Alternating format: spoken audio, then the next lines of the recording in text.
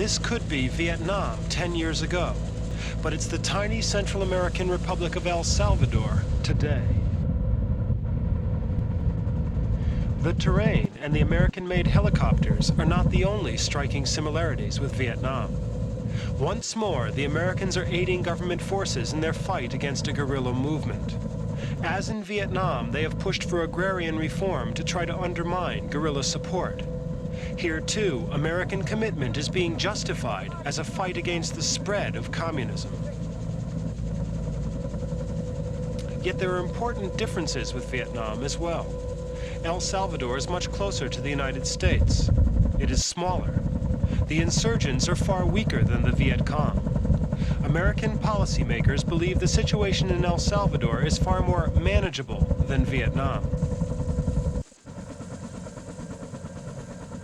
The Reagan administration in America has decided to upgrade its military aid to El Salvador. The new president justifies this action by pointing to communist interference. He alleges communist arms are being supplied to the guerrillas. El Salvador is viewed as a test of his administration's will to halt Soviet subversion. In recent months, the United States has sent in $35 million American dollars of military equipment and 54 military advisors. They believe the aid has had a positive effect in strengthening El Salvador's army. It's argued the troops are better supplied and more disciplined. Some American politicians, however, fear that the advisors are but the first stage. Next will come American troops. The specter of Vietnam has dominated the American debate over El Salvador. The new Secretary of State, Alexander Haig, was a combat commander in Vietnam. He has said that the United States could have won militarily, if only it had struck more quickly and decisively. Haig's critics say that is precisely the lesson one should not draw from Vietnam. They argue that military support to an unpopular regime is ultimately doomed to fail. So far, President Reagan has discounted the use of American combat troops. For now, the emphasis is on bolstering the El Salvadorian army. The guerrillas are on the defensive, pushed back into remote mountain hideouts. The army controls most of the towns. Here they enter San Lorenzo in the center of the country.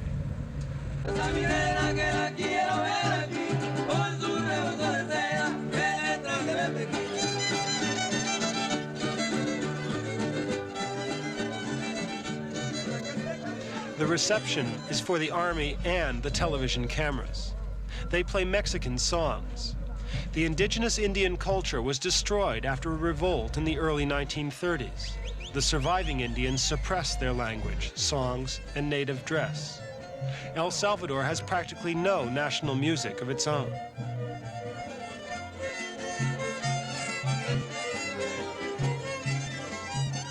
In the battle to win the hearts and minds of the people, both sides are trying to recreate an indigenous culture. The guerrillas' clandestine radio regularly makes appeals for its listeners to write revolutionary songs and poetry. For its part, the army has also tried to cash in on nationalist sentiment. This new regiment is named after an ancient Indian hero. Trained by American advisors, they have been told that repression of the peasantry is not enough. If the people are less resentful toward the army, the guerrillas will become isolated. The band and the disciplined troops are part of a drive by the army for respect among the people.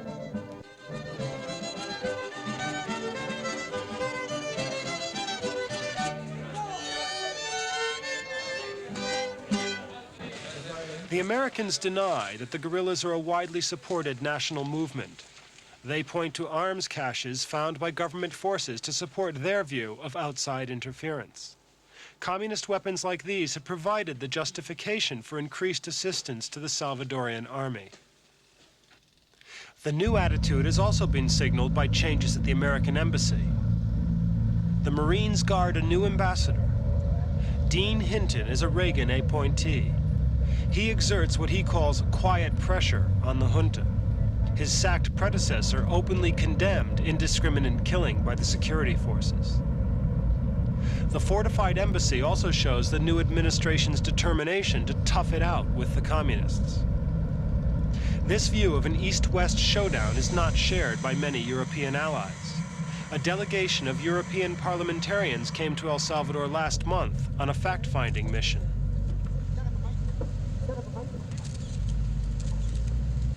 Many European politicians are concerned at the repression carried out by the armed forces. They also feel El Salvador's civilian politicians are dominated by the junta's military men. Ray Prendez is the leader of the Salvadorian Christian Democrats.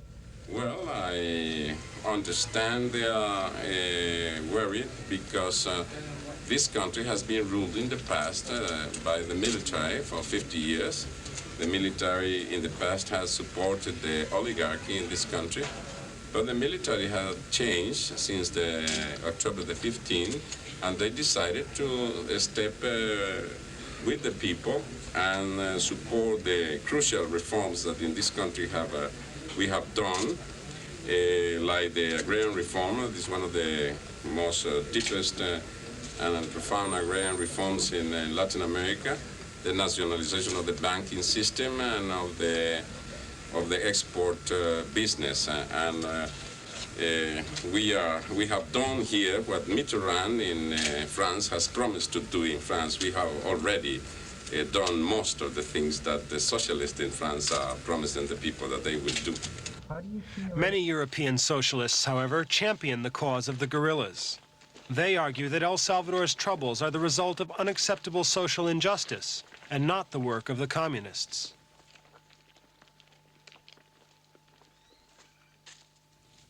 The guerrillas are a loose coalition of 5 groups, the fighting arm of the Revolutionary Democratic Front.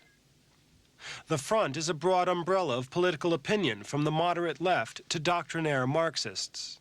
It's in fact led by a former running mate of the current president. But the junta and the Americans insist that there will be no negotiation with the guerrillas. This lack of flexibility possibly prevents them from taking advantage of differences within the guerrilla movement.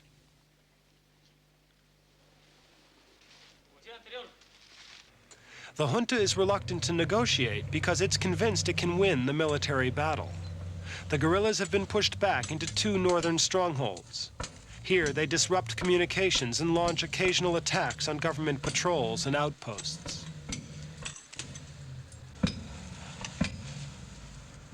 The province of Chalatenango on the border of Honduras has been the scene of heavy fighting since January. The provincial town has been cut off several times.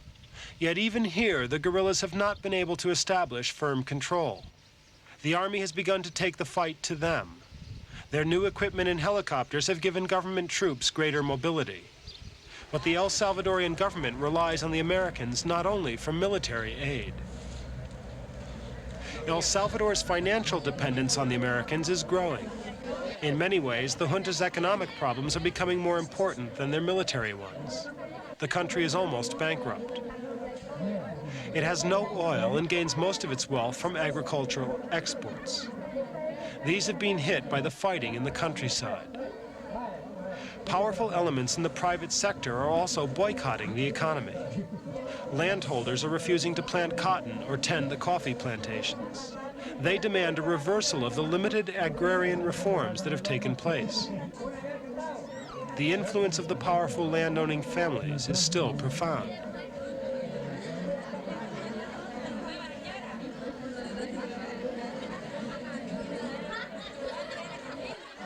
Money from the rich landholders is believed to finance the right-wing death squads. The evidence of their activity is still found on the streets of the capital after the nightly curfew. Although both sides have carried out intimidation and murder, these curfew victims are believed to have been killed by the right wing.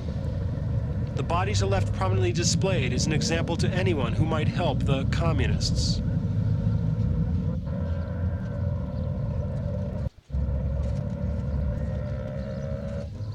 With international attention focused on El Salvador, there are fewer public displays of murder victims.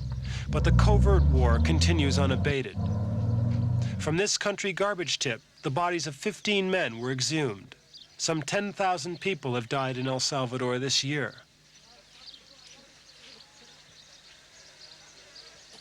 It's a vicious circle of bloodshed. Soldiers afraid of being killed after they are discharged kill first. Many people are killed for quite different reasons under the cover of political violence. In this country, no murder is being investigated.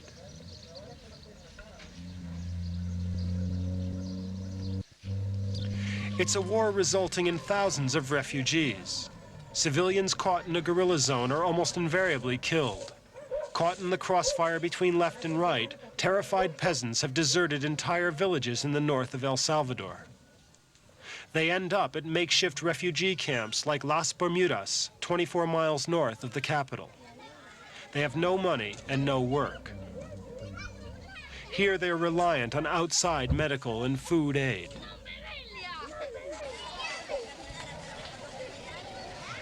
The resentment and bitterness which breeds in the camps is fuel to the guerrilla cause.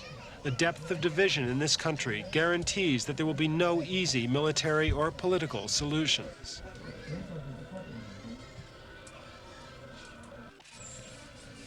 The military views the refugee camps with intense suspicion. They believe the camps harbor guerrillas. Early in July, government troops evicted 1,500 refugees, mostly women, children, and old people, from this camp.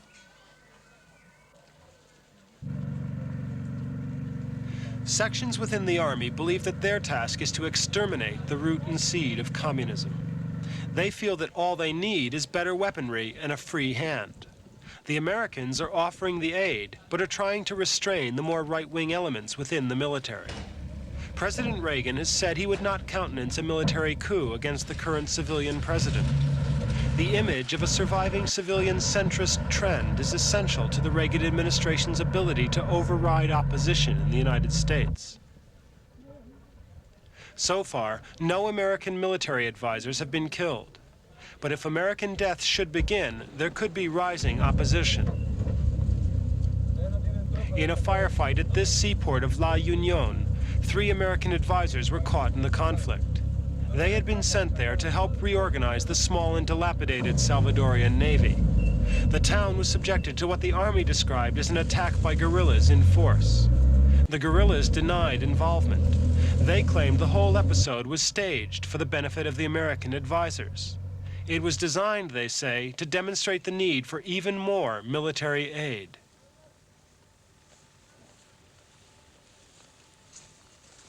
The impact of the upgraded U.S. presence here may already have helped isolate the guerrillas, but it could be a long time before they're completely overcome.